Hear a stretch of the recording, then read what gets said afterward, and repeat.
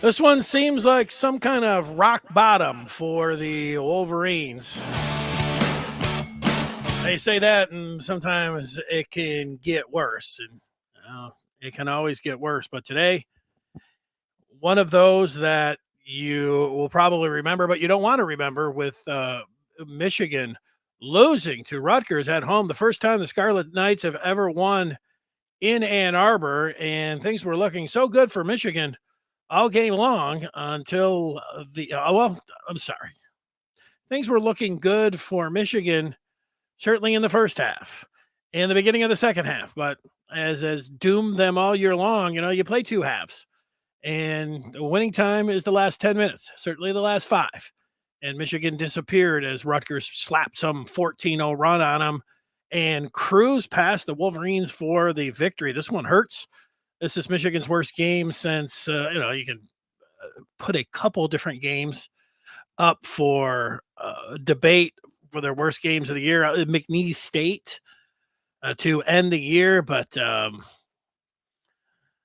not good. Nothing good coming out of this one today. This is one that is going to be remembered in not a good way for Michigan. Hope everybody's having a great Saturday. Let's go over this one. Game number 22 on the year for Michigan. Rutgers in town for this Saturday tilt. And, U of M played loose and confident early out of the gate. Now, I didn't see the first 9.5 minutes because the Northwestern Minnesota game went into overtime, but, following it online, that's what the reports were from the Chrysler Center. And hey, the Wolverines were up 9 at the half, 39-30, but we've been there before. Like, nobody was like putting this, I don't know, it sounds, nobody was putting it in the win column, right? No, nobody was doing that.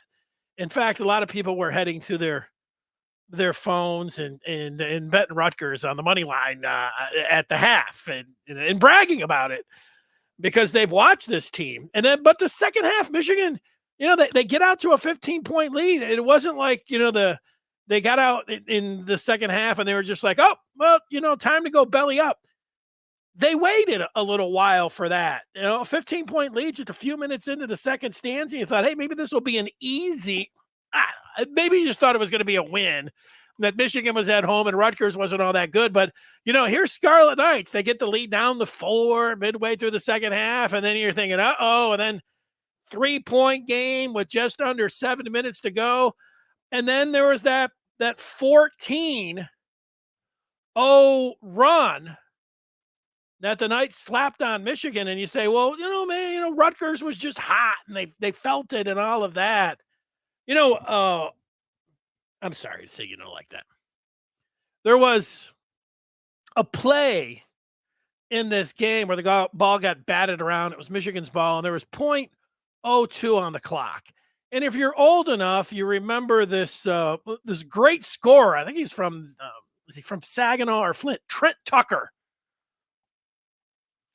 And it might have been on a Christmas day 30, 40 years ago that they determined that you could not get a shot off with .02, .03, and they called it the Trent Tucker rule.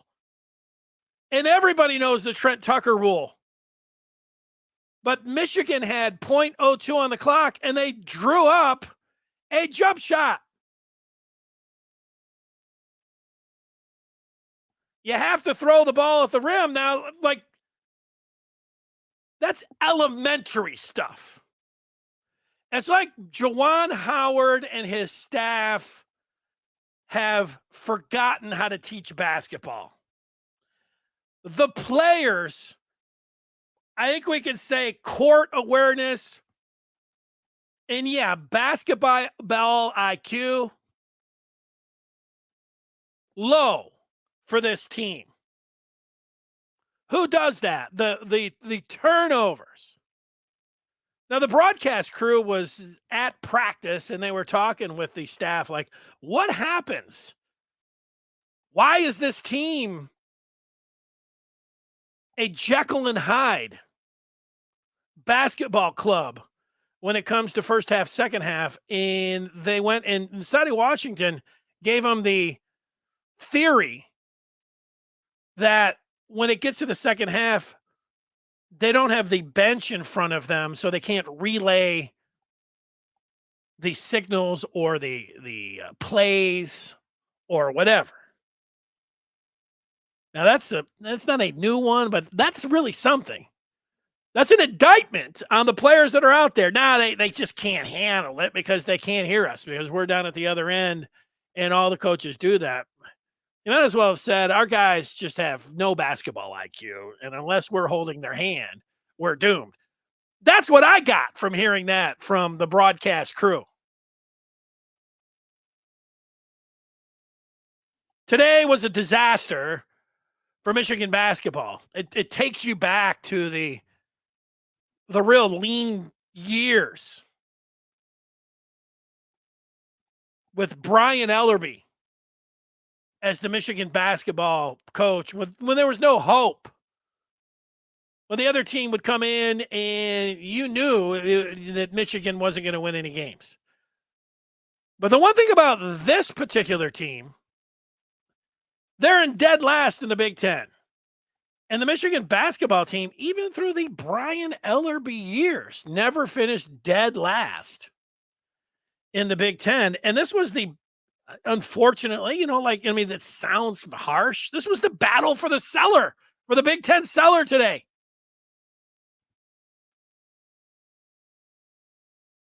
And now Michigan owns the cellar as they're looking up at everyone. They were looking up at everyone heading into the game, and now they're continue to look up at everyone at the bottom of the Big Ten standings for the first time since Cassie Russell left the team in 1965, before he was the first pick of the Knicks in the 66 NBA draft. That's how long you got to go back. And so these are the kind of things where, we talk about like, well, will the athletic director do something with his coaching staff? And everybody's like, most people, myself included, are like, probably not. And other people you'd point to that are like playing the long game say, yeah, Michigan basketball, they're not going to be able to get any players because they're not involved in the NIL game with basketball. And there is a point there. But my point is like, what would it take for the AD to make a move? And it's things like today.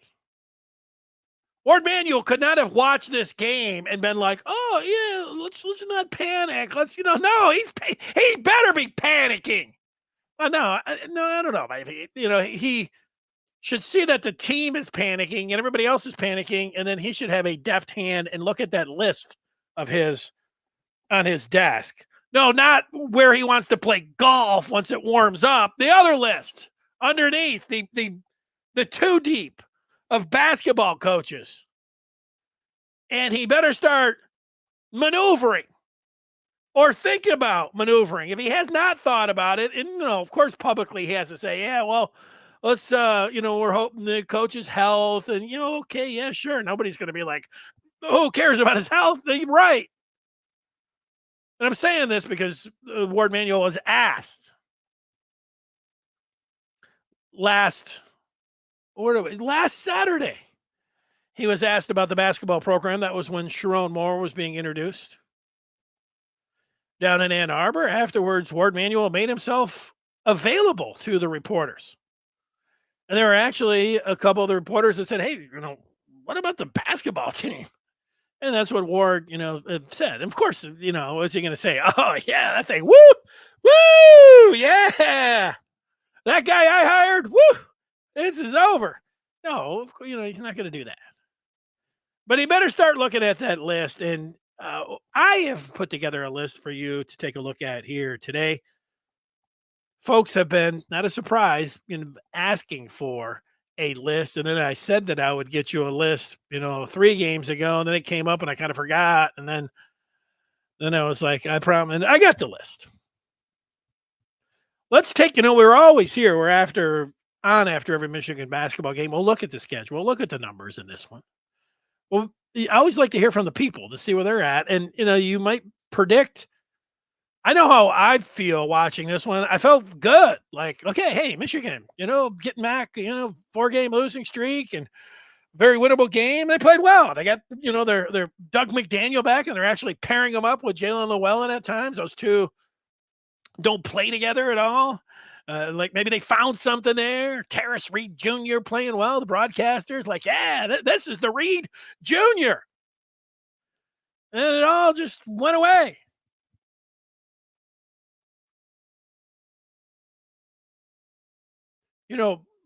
Pucks of Connie Phil, is that the groundhog? Yesterday he went out and saw his shadow. This is feeling a little bit like P. Maximus is saying Groundhog Day with his team. A new and creative way to lose a ball game. You wake up, hit the alarm, and you go out there, and it might be a different team, but it has that groundhog feeling with this team. The doc is pointing to a lack of leadership and dysfunctional from top to bottom. He misses the teamwork and grit from the Beeline days. Doc, sorry to say but Doc, I understand where you're at. Jam, W, not happy with Doug McDaniel. Can't make a play for anyone else when it's tight, and the defense is the worst I've ever seen for his skill set. Yeah, the home point guard did not have a good game today. We'll get, he's got the ball on the string. He's a jet, but the part-time point guard for the Wolverines didn't have a good one today. Amy checking in and saying it was a really hard watch. The collapse is unreal. The D is non-existent. Amy, I agree with that. Doc talking about a lack of basketball IQ. Ryan not very happy, throwing out the dumpster fire. Also mentioning that Ryan, that there's no John Beeline. He didn't recruit, but one or two All-Americans. Yeah, it's tough because John Beeline is a legend. And Juwan Howard followed him. And it is tough to follow a legend. Henry pointing out that, or making the point that Juwan Howard, does he now realize that getting into a heated argument with the strength and conditioning coach, John Sanderson, wasn't a good idea? I don't know, Henry. We'll just have to speculate on that because I haven't seen one comment from Juwan Howard. I saw one comment from his son, Jace. I didn't even see out on the floor today. I saw him with a beach ball and a picture for the upcoming game against Wisconsin, which they're going to get killed in that game. But Jace was like, it was a misunderstanding. No, it wasn't, Jace. A misunderstanding. The guy's still your strength and conditioning coach. That's going to go on the list of, hopefully, with the athletic director when he's weighing everything after the season, like, sorry. When he's weighing everything about the pros and cons of his handpicked head coach. Was he had any he didn't slap punch anybody this year yet. Positive. Oh, but a heated argument with a member of his staff.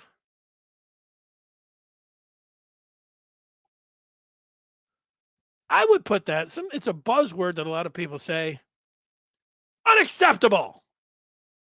And I hear that a lot. That's unacceptable. And I say, well, are you going to fire somebody if it's unacceptable? And they're like, well, that's just unacceptable. Well, no, you're accepting it then. That, combined with the track record, the heated track record for Howard, is unacceptable. Because his team is playing so poorly. If the team, let's say, instead of being 7-15,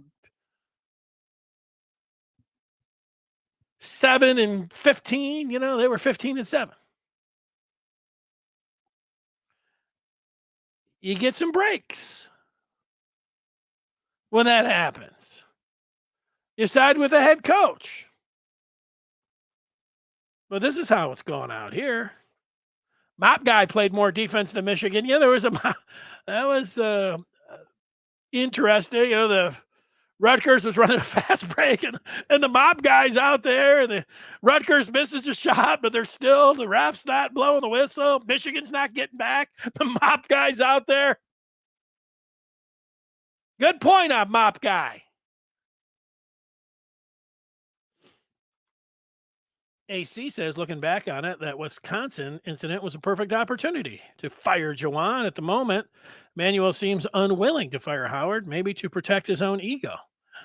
Yeah, well, Ward, we don't know for sure, so we'll see what happens. But there's no indication that Manuel would pull the trigger and move on. But yeah, that was supposed to be because was it the year before or the year before that in the opening round? It was the year that they went. So it wasn't the first year; it was the COVID year. So it was the year they went to the Elite Eight, and it was the first round of the Big Ten tournament where Juwan Howard had to be restrained from going after the coach from Maryland, Turgeon. And not just restrained, like, hey, USOB, no, it looked like he was going to grab him and fight. He was chasing him around the court. I had never seen an instance like that ever in college basketball. If I saw it in the pros, now with a coach. And then he followed it up with the slap swing. Well, look, by then, most Michigan fans were protecting him, saying, well, that's mostly on them or whatever. That's when I knew, wait a second, you guys, it's fine being a homer and everything, but when it comes to talking about things that are going on with the team, just sometimes just talking about the media, you better sit this one out. No, that's your critique? That's for something different. Ziman wants to talk about the nuts and bolts of this game. 12 points in the last 17:03 against the 13th ranked Big Ten team. That team's not winning another game this year. Well, I'm not going to argue with you on that. Team's reflection of the coach. McDaniel's suspension is ridiculous. It's crazy to watch him. I know. Saying a bunch of, you always think you can say something that you can go lower. And I can't say, I always hate, I don't know if I do hate it, that when you're a new coach, the players are yours, even if they were holdovers, the recruits are yours, and you're the coach. So you get credit for that. People like to use nah, he was doing that with Beeline's player. It was Beeline's DNA. And it's okay. Even in the second year, people were saying that's Beeline's team. But I give coaches credit that when it's their team, when they're on the sideline. So that first year, the 19-20 years, the COVID year, Juwan Howard did a nice job. Michigan would have made the tournament. Yeah, he had a lot of play. Okay. It's worth it. You could talk about it, but it seems to be so one-sided with people. But yeah, he did a good job still. I remember when they went down to the Bahamas, and it was against North Carolina, I believe, and they, or wherever they were playing down there, ball movement, things were looking good. Next year, when they went to the Elite Eight, came a shot. They had 3 shots with under a minute to beat UCLA. One of them wide open. From the very spot, if you handed Franz Wagner the ball and say, hey, where do you want to shoot a game-winning shot from? 3. Where would you shoot it from? He'd say, right here. And he airballed it. But, they would have gone to the Final Four. Why, I love that team. They were one of the most entertaining teams, and the coaching staff, well, they looked like they were pushing all the right buttons. I mean, obviously the high point. Because the following year, the regular season didn't go any good, but the one didn't go well. But they got into the tournament, and then they won 2 games, so they got to the Sweet 16. So that erased a lot of that. But then last year was a huge step back, and then this year, if last year was a huge step back, I don't even know what you can call this year. Just sprinting in the wrong direction.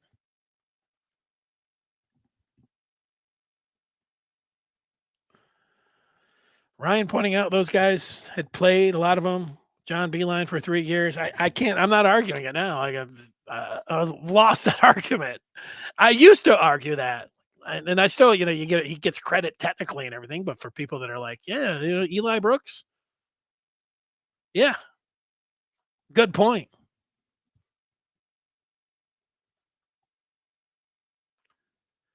KRB says at this point, there's nothing to be gained by firing Juwan in season. They will wait until the season ends. Yes, for as much as I'm, like ranting and raving and everything, I would not advocate firing Juwan Howard like right now, unless he had another incident with somebody on his staff or somebody else on the other team, then it would be pretty easy. But like to your point, like Juwan Howard played here. Fine man, Michigan man, and all that. So yeah, you'd give him to the end of the year for sure. Again, unless there's something like he's had before, a few incidents, but you can't predict those. You can, but I'm not going to. Let's take a look at the numbers. Not good. You already knew that. How about 39 getting outscored 39-20 in the second half? They have stayed consistent on that script. Not too shabby of a first half, lead at the first half, and then a complete collapse in the second half. I mean, this was Michigan basketball to a T from what we've seen this year. Kamwa, 14 points, 6 boards. He's a fine player, but he is not a good passer, and he is not a good ball handler. Terrace Reed Jr. played a really good game, but disappeared in the second half. 12 points, 15 boards for Reed Jr. Doug McDaniel had one of his worst games in this season. 10 points, 1 board, 3 assists, 4 of 10 from the field. Disappeared in the second half. Terrence Williams II, he's had a nice bounce back campaign this year. Disappeared mostly for the entire game. Same thing with Burnett. Nothing coming from the bench. Cheddar, I don't know what you say if he's regressed or not. He just hasn't shown up. Llewellyn at home, not much when he has to share with McDaniel, although they played a little bit at the same time. There was a little sliver of light there, like, hey, good idea. Trey Jackson, who is a streaky player, not the kind of streak that you want today. They don't get anything from the bench, and they lose this one. That's the bottom line on that. Let's look at the upcoming schedule plus a list that Ward Manuel might want to take a look at if he has not have his own list. Mocking him a little bit. He probably does. Let's check that upcoming schedule. It is brought to you by the Maize and Blue Reviews. Good afternoon, Michigan football and basketball. 3 times a week, 2 o'clock, Monday, Wednesday, and Friday on this feed that you're watching or listening to right now. It's not going to get easier for Michigan. Wisconsin did go to Nebraska and lose in overtime after being up 19 the other night. Big surprise for me. The number 6 Wisconsin Badgers coming in. Maybe Juwan should take a run at guard in this one. Show some fight. Insert your own joke there. Is it Valentine's Day? Or was that last year? Should probably know on Valentine's Day. It's the 14th. That's not it. I'm making myself laugh. Wisconsin, and then Michigan will head to Lincoln to take on Nebraska a week from today. That is the upcoming schedule. Now, people have been asking for a coaching list. If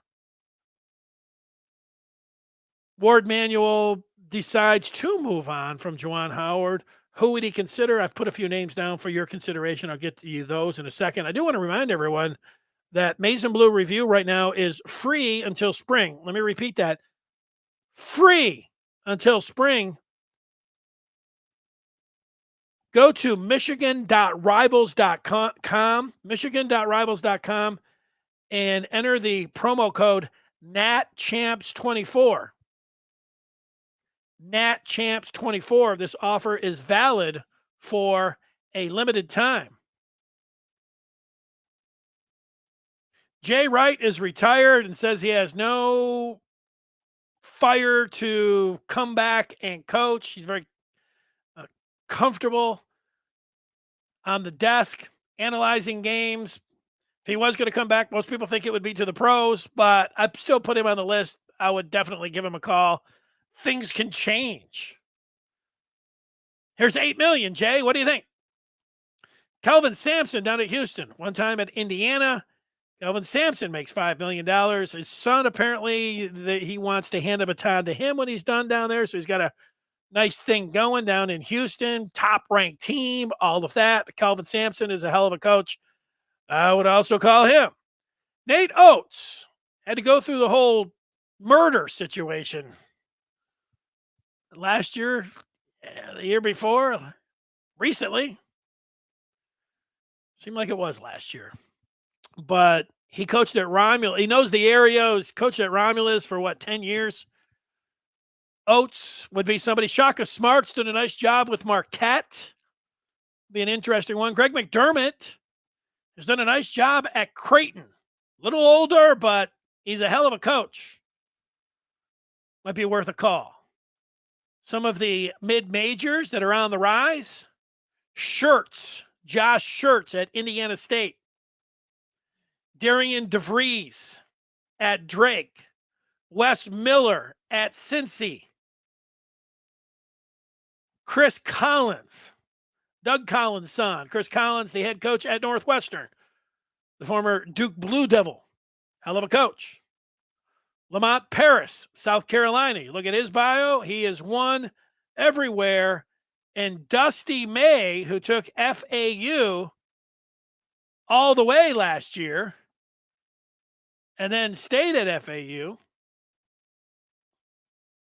all the way to the Final Four, right?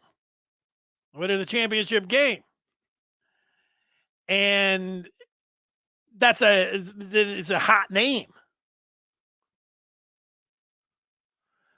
There's the list. Yeah, all of them. I am putting the names up there. Ryan's like, Shaka Smart would be horrible. Look at Texas. True. But look at Marquette right now. That's my list. I don't know what your list looks like, Ryan, but I put up my list. And there it is. That's it. Michigan will play again on Wednesday. Thanks so much for watching. Hope everybody enjoys the rest of their Saturday night. The final is 69-59. For some reason, it says here that Michigan is 7-16. I have them at 7-15. I think they're wrong, but let me double check. Maybe I'm wrong. Maybe CBS knows what they're talking about. And it's me who has gotten it wrong. Well, check. No, 7-15. They got one right. 7-15, 5-game losing streak. 2-9 now in the Big Ten. 10-point game. Another second half collapse for Michigan. Enjoy the rest of your Saturday night. Signing off. Whew. See you later.